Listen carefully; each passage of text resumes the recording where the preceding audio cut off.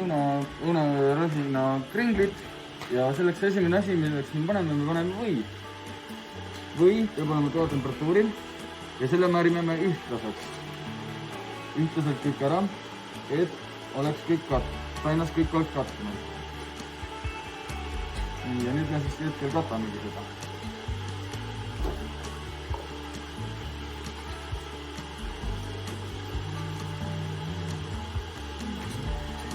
Kui on või määritud, siis võtame peale õunad. Õunad on eelnevalt tükeldatud peenikesteks kuubikuteks või ise valitud ruuduks, kuidas siis soovite.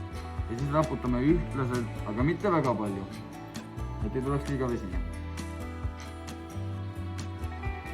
Aga jah. Õun teeb just mahakaksele. Ja siis lõpus, kui meil saab õunad pandud kõik ühtlaselt, me võtame rosinad. Ja selleks tuleb täna meil väga ahvatlev, sügisene rosina ja õuna kringel, millele me paneme tükk kaneeli. Rosinad siis.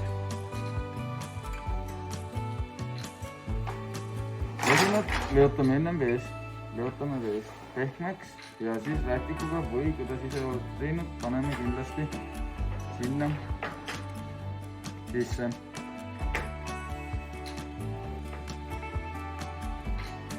Nii, ja kõige viimasena läheb kaneeli ja suhkrusegu ja selle raputame siis peale ühtlaselt ja tasaselt, et valmiks saaks õunad hea maitse, saaksid rosinad hea maitse kätte.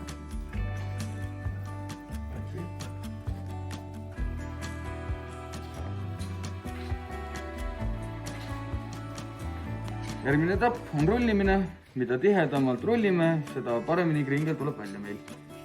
Selleks me rullime ta hästi väikesteks, sellepärast et siis ta tuleb palju parem.